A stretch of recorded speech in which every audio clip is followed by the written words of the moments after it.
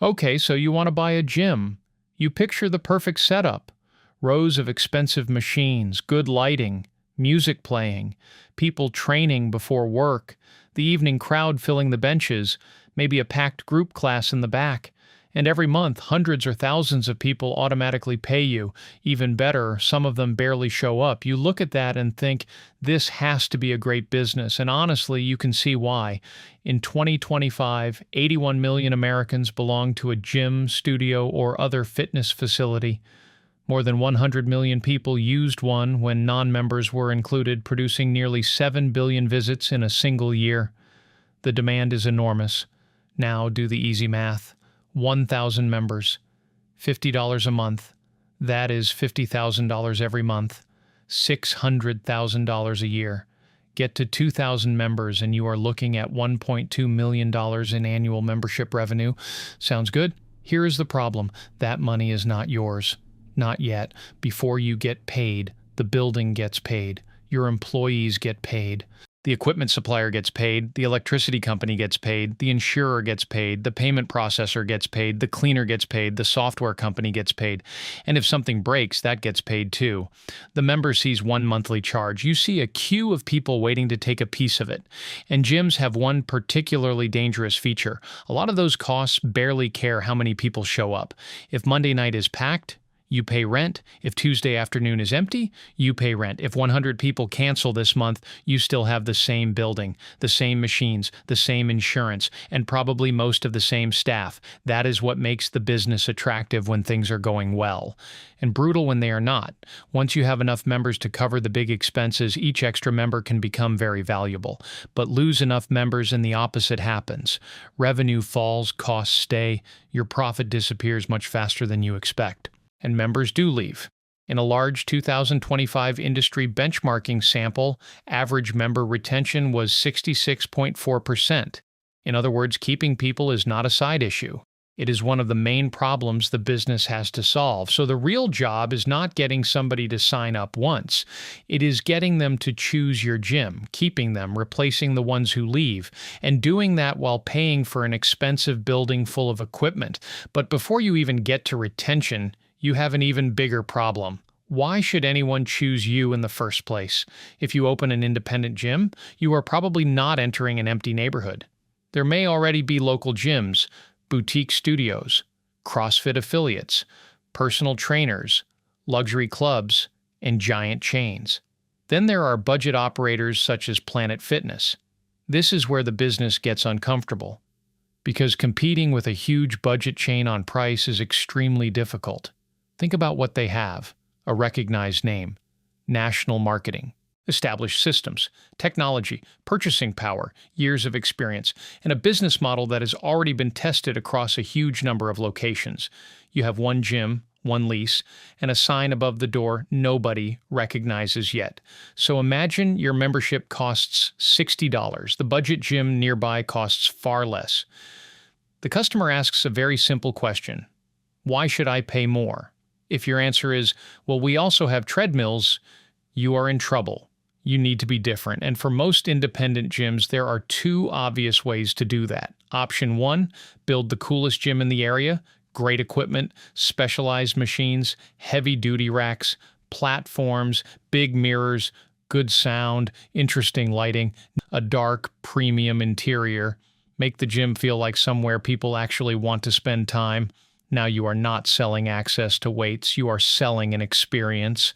And this absolutely can work. A serious lifter may happily pay more to use machines they cannot find at a budget club. Someone may drive an extra 15 minutes because your gym simply feels better. People post it online. The gym becomes part of their identity. But there are two problems. First, cool is expensive. Premium machines cost more. Better flooring costs more. Lighting costs more. Design costs more. More machines need more square footage. And because your costs are higher, your price usually has to be higher too. You differentiated yourself by spending money. That is problem number one. Problem number two is worse. Cool is temporary. You can spend 3 years becoming the most exciting gym in town. Then a new gym opens 2 streets away. New machines, fresh interior, better lighting, more space, huge launch campaign. Suddenly, that is the place appearing everywhere on Instagram and TikTok. Yesterday, you were the new gym. Today, you are simply the gym that has been there for 3 years. Equipment can be copied, lighting can be copied, aesthetic can be copied. Someone just needs enough money. So you reach option two. Instead of competing mainly through equipment, you compete through people, classes, coaching, small group training, CrossFit, high rock style workouts, cycling, strength classes, boot camps. Now you are harder to compare directly with a cheap gym membership. The budget club sells access. You sell coaching, structure, community, something happening at 7 p.m. that people actually want to attend. That can be incredibly powerful. But now you have another problem. Machines do not call in sick. Instructors do. And the moment classes become a major reason people join, you become a manager of people. Schedules, sick days, holidays, substitutes, training, certification, payroll, personality conflicts, popular instructors, unpopular instructors, classes with 30 people, classes with 5. You wanted to own a gym.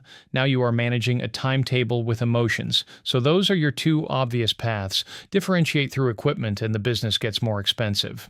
Differentiate through classes and the business gets more complicated. Money or management, usually both. And all of this happens before we talk about the money required just to open the doors. You find the perfect building, you sign the lease, you get the keys, the space is completely empty, it feels like the beginning. Financially, it is already well underway. Because before member number one walks in, you may have paid for a deposit, flooring, construction, signs, insurance, software, equipment, permits, marketing, and professional help. And you still need money left over to survive the months after opening. That last part is the one people underestimate. Opening is not the finish line. Opening is when the real test begins. Imagine your gym eventually needs 1,200 members to work properly. You open with 250, then you reach 400, then 600. The gym starts looking busy. People post photos. Reviews are good. You may feel successful, and you may still be losing money. Because the business was designed around 1,200 members, your landlord is not giving you half-price rent while you grow. The equipment company does not say, "Don't worry, you are only at 600 members, pay us later." The bills arrive based on the gym you built, not the gym you currently have. This is why growth can be deceptive. A gym can be growing every month and still be running out of money. More customers does not automatically mean enough customers. And then there is equipment. Machines are expensive to buy, but that is only their first cost. Eventually, they break. Cables wear out, padding tears, screens stop working, flooring gets damaged, air conditioning needs maintenance, showers leak, lockers break, something always needs money. Every upgrade has two price tags: buying it, owning it. And the more premium your strategy is, the worse this can become. Remember option one, the cool gym? That premium equipment that separates you from the budget chain has to be paid for, maintained, eventually replaced. The thing attracting your customers also becomes one of the things eating your cash. And bigger is not always better either. A larger gym gives you more capacity. It also gives you more empty space when membership is weak, more rent, more equipment, more cleaning, more electricity, more everything. A smaller gym with 600 loyal members can sometimes be in a far better position than a huge gym with the same 600 members. The empty half of the building still sends you an invoice. This is why the most dangerous opening strategy is spending almost all your cash making the gym perfect. Amazing equipment, amazing lights, amazing changing rooms, amazing launch party. Then 3 months later, you discover you have no money left to market the gym, or survive a slow summer, or replace a major machine. The gym looks finished. The business is not. So there are really two opening budgets: the money required to open, and the money required to stay open while the business grows. The second number may matter more. Once the doors open, the obvious costs begin: rent, staff, electricity, cleaning, repairs. Nothing surprising there. Then the strange bills arrive. Take employees. You agree to pay someone a certain wage. That is not necessarily the full cost of having that person on your team. There can be employer costs, insurance, training, administration, uniforms, sick cover, and other expenses. Then there is music. You would think this part was easy. Open Spotify, make a playlist, connect it to the speakers. Done. Except Spotify says its normal service is for personal, non-commercial use. Commercial businesses can face separate music rights requirements. Even your playlist can have paperwork. Then there are local rules. Different cities and states can treat gyms differently. You may have permits, building requirements, consumer rules, taxes, registrations, insurance requirements. And even where you place the equipment can matter because accessibility rules can affect the amount of clear space needed around certain machines. That is the pattern. Almost nothing is individually terrifying. That is why it sneaks up on you. $100 here, $500 there. Software subscription, payment fee, insurance renewal, repair, cleaning products, marketing, accountant, replacement key cards, security, another coach, a new cable for the machine everyone keeps breaking. One bill does not kill you. The pile does. And this is where the simple membership calculation from the beginning starts looking silly. Remember, 1,000 members times $50, $50,000. Nice, clean number. The real business never looks like that. Money enters, then pieces immediately leave in different directions. The question is not, how much membership revenue do I have? It is, after everyone else has been paid, what is left? Simple question. Sometimes uncomfortable answer. Now we reach the heart of the gym business. Members. Suppose you have 1,000 people paying an average of $55 per month. That is $55,000 in monthly membership revenue. Then you add personal training, maybe some small group sessions, maybe drinks or other services. Perhaps total monthly revenue reaches $65,000. Great. But now imagine 250 members cancel during the year. You need 250 new members just to get back where you started, not to grow, to stand still. This is what makes gyms frustrating. You can run ads all year, have hundreds of people sign up, celebrate new sales every week, and finish the year with almost the same membership count. That is not growth. That is replacing the people who escaped. Think of the gym as a bucket with a hole in the bottom. New members are the water entering the top. Cancellations are the water leaking out. Marketing keeps pouring. The best operators also try to make the hole smaller, and that is where retention becomes powerful.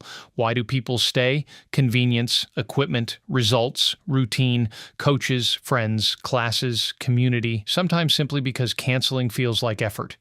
But the more reasons you give someone to stay, the stronger the business becomes. This is another reason independent gyms need differentiation. If your only advantage is that your treadmill is slightly newer, switching gyms is easy. If the member loves the atmosphere, knows the staff, has friends there, attends 3 classes a week, and uses equipment they cannot find elsewhere, leaving becomes harder. That is valuable. Not because you want to trap people, because every customer you keep is one customer you do not have to replace, and replacing people costs time and money. This is why the membership count itself can be misleading. 2 gyms can both have 1,000 members. Gym A loses members constantly and spends heavily replacing them. Gym B keeps people for years. Same number. Very different business. There is another number that matters, how much each member pays. If you charge $25 and another gym charges $80, the other gym obviously makes more revenue per member. But it may also provide much more. Better equipment, more coaches, more classes, more service. Higher price does not automatically mean higher profit. The goal is not to charge the highest price possible. The goal is to create enough value that people stay while delivering that value at a cost the business can actually afford. That sounds obvious. Most important business ideas do. The difficult part is doing it every month. Here is one of the strangest parts of the gym business. You want members to use the gym, but not all at once. Imagine you have 2,000 members. Now imagine all 2,000 arrive Monday at 6 p.m. You no longer own a gym. You own a queue. There are not enough benches, not enough machines, not enough lockers, not enough parking. So the business relies on people spreading their visits across the week. Some train every day, some twice a week, some hardly ever. And a member who pays every month but rarely visits can be very cheap to serve. They use almost no capacity. But now comes the contradiction. If they never come, eventually they may ask themselves why they are still paying, then they cancel. So you need people to use the gym enough to value it, just preferably not all at the same time. Group classes make this even more interesting. Classes can be a brilliant way to beat budget gyms, but every class has economics behind it. Take CrossFit. A U.S. affiliate can face a $1,000 application fee, a $4,500 annual affiliation fee, and trainer requirements before the normal costs of the building and equipment are included. Other brands work differently. Zumba can have no normal facility licensing fee, with training centered more on the instructor. Spinning can have a free official facility license while the gym still needs suitable instructors and qualifying bikes. This creates a funny situation. A class can have a free license and still be expensive. You need the room, the instructor, equipment, cleaning, music, administration, and the room is occupied during that hour, whether 6 people attend or 30. That changes everything. A class with 30 people can be a fantastic use of space. A class with 6 may be a very expensive hour. Same instructor, same room, same lighting, same air conditioning, 6 people. That is why class schedules are not just a customer service decision, they are an economic decision, and the more classes you run, the more people management enters the business. One brilliant instructor can bring energy to the entire gym. Then they leave. Suddenly, Tuesday night is half empty. You discover something uncomfortable. Some members were loyal to the coach, not the gym. So if group fitness is your advantage, your job is not just hiring good people. It is building a system that survives when good people leave, because eventually they will. Now let's make the danger very simple. Suppose your gym earns $80,000 in a good month. Your total costs are $68,000. That leaves $12,000, not bad. Now revenue falls by 10%. Instead of $80,000, you make $72,000. What happens to the costs? Does the landlord reduce rent by 10%? No. Do all the machines become 10% cheaper? No. Does your insurance company send 10% back? Probably not. Maybe you can reduce a few costs, but assume most stay around $68,000. Now your $12,000 cushion becomes $4,000. Revenue fell 10%. Your cushion fell by about 2/3. That is why this business can turn quickly. Then imagine one machine needs an expensive repair. Now the $4,000 is mostly gone. Then your marketing campaign performs badly. Now you are negative. Nothing dramatic happened. No fire. No recession, no massive lawsuit. A few normal things simply became slightly worse. That is how a lot of businesses get into trouble. Not one giant problem, 5 small problems. Membership comes in slightly below plan. Staffing costs slightly more. A coach leaves. Marketing gets more expensive. A few machines break. Then the owner reacts. They reduce marketing to save cash. New members sign up slow. They delay maintenance. Members start noticing broken equipment. They cut cleaning hours. Members notice. They remove a class. Members notice. The gym slowly becomes worse. Then more people cancel. Now the business has even less money, so the owner cuts more. This is the dangerous loop. Less money creates a worse experience. A worse experience creates more cancellations. More cancellations create less money. And remember the competition problem. If there is a cheap budget gym nearby, people can tolerate your higher price only while they believe the difference is worth it. If your premium gym stops feeling premium, you have a serious problem. You are still charging the premium price, but the reason for the premium is disappearing, and the budget club is still sitting down the road. Let's build a completely hypothetical gym. The owner has a clear idea. Premium independent gym. Great equipment, great lighting, strong brand, higher membership price. The financial plan says the business really starts working at around 1,200 members. They sign a large lease, buy excellent machines, install the lights, build the changing rooms, launch, and people love it. Month 1, 250 members. Month 3, 500. Month 6, 800. The gym is busy. Social media looks great. Reviews are strong. You walk through the building and think, this worked. Except financially, it has not worked yet. The building was designed around 1,200 members. The gym has 800, then growth slows. A cheap chain opens nearby. Some members leave because price matters more to them than premium equipment. That is okay. You expected that. Your customers are different. Then another premium independent gym opens. Now this matters. They have newer machines, better changing rooms, fresh branding, and suddenly everyone online is talking about them. Your gym is no longer the new thing, so you introduce more classes, strength sessions, conditioning, small group coaching. The strategy works. People love the classes. Retention improves. But now you need more coaches, more scheduling, more cover, more management. Then your most popular instructor leaves. Some members follow. Some classes get quieter. At the same time, a few expensive machines need repairs. You keep signing up new members, but cancellations continue. After 1 year, you have 930 members. That sounds fantastic. But remember the number. You needed roughly 1,200. 930 is impressive socially. It is uncomfortable financially. Cash gets tight, members notice nothing collapses, the gym just becomes 5% worse, then another 5%. That matters because your entire strategy was based on being better. You were charging more because the gym was special. Now the gap between you and the budget competitor becomes smaller, but the price gap remains. That is the trap. Differentiation costs money, and when cash gets tight, differentiation is difficult to maintain. The gym almost works. Almost, and almost profitable can still eventually mean closed. So what do stronger independent gyms do? First, they understand they cannot beat everyone at everything. You probably cannot beat Planet Fitness on price, a luxury club on luxury, a bodybuilding gym on specialized equipment, CrossFit on CrossFit, a boutique studio on every possible class. Trying to do all of it creates a very expensive identity crisis. You need a reason to exist. Maybe you are the best serious strength gym in the city. Fine. Buy the right equipment, maintain it. Understand that your customers care about things normal gym members may never notice. Maybe you become known for exceptional group training. Great.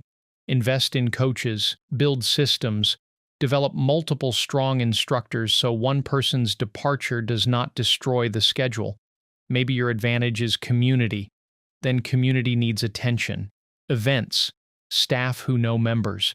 A feeling people cannot get from scanning into a giant anonymous chain. Maybe your advantage is beginners.